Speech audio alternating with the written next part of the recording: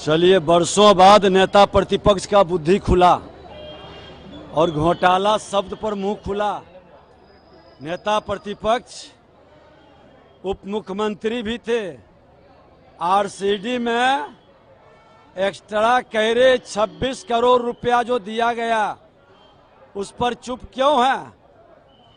जितने एस्टीमेट और प्राकलन बने, पथ निर्माण मंत्री के नाते विजय सिन्हा ने कई जांच करवाया है। ओपीआरएमसी के अंदर बिना काम किए पैसा निकला। सब ठेकेदार उन्हीं से जुड़े हुए कैसे थे? और विजय सिन्हा को पथ निर्माण से हटने के बाद उनकी प्रसन्नता जो बढ़ी है, वो प्रसन्नता की बेचैनी दिखाई पड़ेगा आने वाले दिनों में। धैर्य रखें, घोटाला है, प्रमाण के साथ उपलब्ध कराएं। सरकार एक्शन नहीं लेती है तो आप नेता प्रतिपक्ष हैं, जनता के बीच, अदालत के बीच जाइए। इंडिया अलायंस की बैठक हो रही है, कल खड़गे जी भी आ रहे हैं, पटना पहुंचने वाले हैं। तेजस्वी यादव का सीएम फेस को लेकर अभी भी सस्पेंस बरकरार है। बिहार में अभिनेता अब सीएम नहीं बनेगा। नेता सीएम बनेगा जो जनता के सेवक रहेगा। अब खलनायक की जरूरत नहीं है, बिहार को नायक की जरूरत है।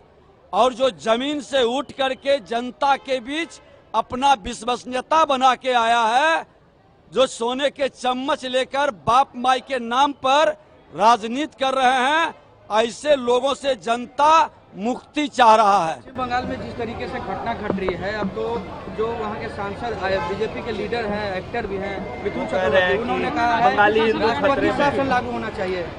पश्चिम बंगाल, ममता बनर्जी पश्चिम बंगाल को पूरी तरह से बांग्लादेश में बदलने का मन मिजाज बना चुकी है।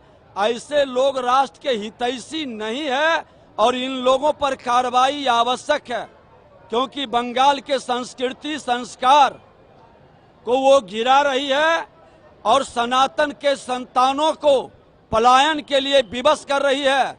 बांग्लादेश में जिस तरह से पलायन के लिए विवश किया, आज बंगाल के अंदर वही खेल खेल रही है।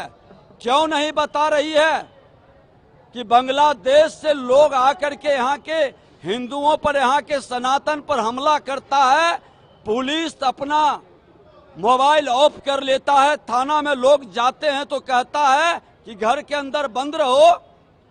पुलिस को इतना विवश किसके दबाव में हुआ है? क्यों नहीं उच्च स्तरीय जांच करवा रही है? ये बंगाल को पूरी तरह से बांग्लादेश के हवाले करना चाहती है और ऐसे लोग राष्ट्र के हितैषी नहीं है। खुल करके ऐसे लोगों पर कार्रवाई की अब जरूरत है।